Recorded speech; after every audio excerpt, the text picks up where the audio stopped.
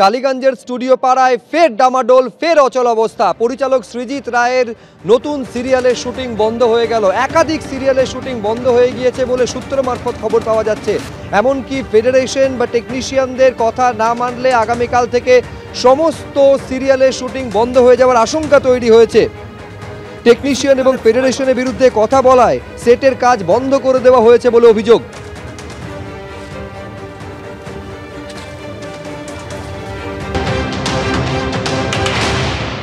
আমার যে সেটটার কাজ হচ্ছে সেই সেটটাতে নাকি আর্ট সেটিং গিল্ডের কোনো লোক আসবে না। তো আমি তো খুব অবাক হয়ে যেমন রাত্রিবেলা, তখন তো আমি কাউকে জেনেছি প্রায় 11টার সময়।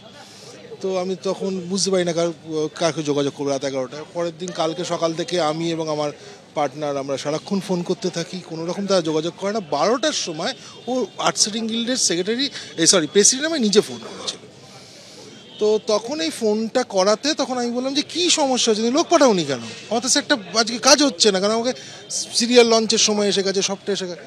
তখন বলছে যে আমি নাকি ফেডারেশন বিরোধী কথাবার্তা বলেছি, যাতে ওদের খুব খারাপ লেগেছে, তাই ওরা লোক পাঠাচ্ছে। ফেডারেশনেও মেল করেছি একটা, কিন্তু সেখান থেকে কোনো উত্তর এখনো অবধি আমি পাইনি যে কী কারণে কাজ বন্ধ হয়েছে। এবং আমার না, শুধু জয়দীপদারও কাজ বন্ধ হয়েছে, এটাকে আপনারা হয়তো শুনেছেন কৌশিকদার কাজ বন্ধ হয়েছিল, তারপর বোধহয় সেটা মিটেছে বা মিটেনি জানি না, বলতে পারবো না। এই ধরনের পরিস্থিতি তৈরি হচ্ছে কেন? কারণ এর আগে আমরা দেখেছি গত বছরও এরকম একটা পরিস্থিতি, সেখানে নবান্নে গিয়ে মিটিং করা, পরে কমিটি করার কথা, এবং সেই অনুযায়ী যাতে এই ধরনের কোনো অবস্থায় যাতে কাজ বন্ধ না হয়, কর্মবিরতি না হয়। এটা তো সবচেয়ে বড়, দেখুন বেসিক্যালি মাননীয় মুখ্যমন্ত্রীর কথা এখানে বারবার চলে আসেন। মাননীয় মুখ্যমন্ত্রীর আদেশ ছিল আমাদের ওপর যে আমরা কাজ বন্ধ করব না।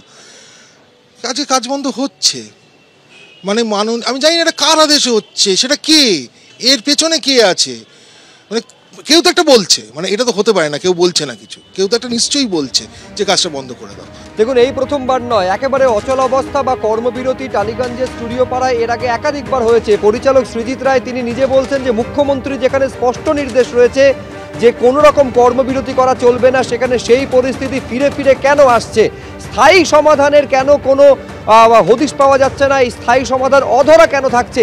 আজকে সৃজিত রায়ের সিরিয়ালের, নতুন সিরিয়ালের শুটিং বন্ধ হওয়ায় এই প্রশ্নটা জোরালোভাবে আবারও সামনে এসেছে।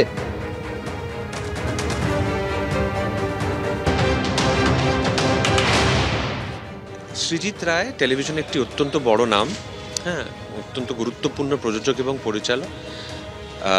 দুদিন ধরে তার নতুন সিরিয়ালের যে সেট তৈরি হচ্ছে সেই সেটে কেউ আসছেন না। মানে যারা কাজ করতে, যারা তৈরি করেন, যারা কার্পেন্টার, যারা সেটিং, যাদের আমরা বলি আর্ট সেটিং গিল, যাদের প্রত্যেকের সঙ্গে অত্যন্ত ভালো সম্পর্ক ব্যক্তিগত স্তরে, তারা কেউ আসছেন না। সেট পড়ে আছে, সেট তৈরি হচ্ছে না, প্রচুর টাকা লগ্নি হয়ে আছে, সেটের কাজ এগোচ্ছে না। দুদিন পর হওয়ার ফলে আজকে সৃজিত একটা ফেসবুক লাইভ করে সকলকে জানিয়েছে যে আমি কি করব, আমাকে জানান, আমার এটা কেন করা হচ্ছে আমার সঙ্গে। যখন মাননীয় মুখ্যমন্ত্রী জুলাই মাস শেষে বলেছিলেন যে একটি কমিটি তৈরি হবে ফেডারেশনের এখতিয়ার দেখতে, আমরা তো অপেক্ষা করে বসেছিলাম, কিন্তু আনফর্চুনেটলি সেই কমিটি তো তৈরি হয়নি 4 মাস পরেও। এখানে সৃজিত আজকে যে কটি সিরিয়াল করে তার সঙ্গে কিন্তু 300-400 টেকনিশিয়ান, কলাকুশলীরাই জড়িয়ে আছে। তো যে ফেডারেশন বলছেন তারা কলাকুশলীদের কথা ভেবে নাকি তারা এই কর্মবিরতি করছেন, বা তারা নাকি আমরা নাকি তাদের বিরুদ্ধে কথা বলেছি, সেই 300-400 লোকের কি হবে? যে 3 জনকে দায়িত্ব দেওয়া হয়েছিল আমাদের ইন্ডাস্ট্রি, তারা এসে মিনিটের মধ্যে কিন্তু সমস্যার সমাধান করে দিয়েছিলেন আর কি।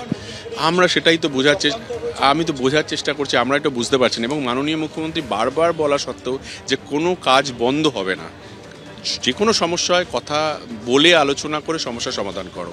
কারণ আমরা কেউ কারো শত্রু তো নই, আমরা একটা ইন্ডাস্ট্রিতে কাজ করি, একটা ফ্যামিলির মতো। যে সৃজিত বলেছে যদি আমি কোনো অন্যায় করে থাকি তাহলে তোমরা আমাকে বলো যে আমি কি অন্যায় করেছি, আমাকে পাঠাও, দেন আমি তোমাদের কাছে হাত জোর করে ক্ষমা চাইবো ইন্ডিভিজুয়ালি। যদি সেটা না হয় তাহলে তোমরা আমার কাজে এসো প্লিজ।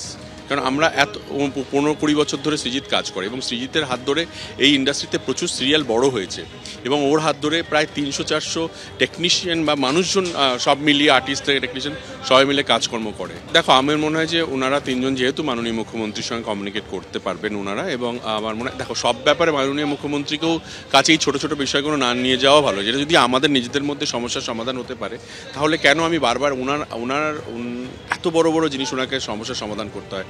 বারবার ওনার কাছে যাওয়ার দরকার নেই, আমরা নিজেরা কী করে সমস্যাটার সমাধান করতে পারি এবং কি সমস্যা এখানে আদেও রয়েছে সেটা ঠিক করলেই আমরা, আর আমার মনে হয় না কাজের পরিবেশ, এবং আমার মনে হয় আজকের দিনে ওদেরকে সব থেকে বেশি দরকার এখানে এসে একটা মধ্যস্থতা করে এই সমস্যাটা সমাধান করে কাজের জায়গায় ফিরে আসুন সবাই।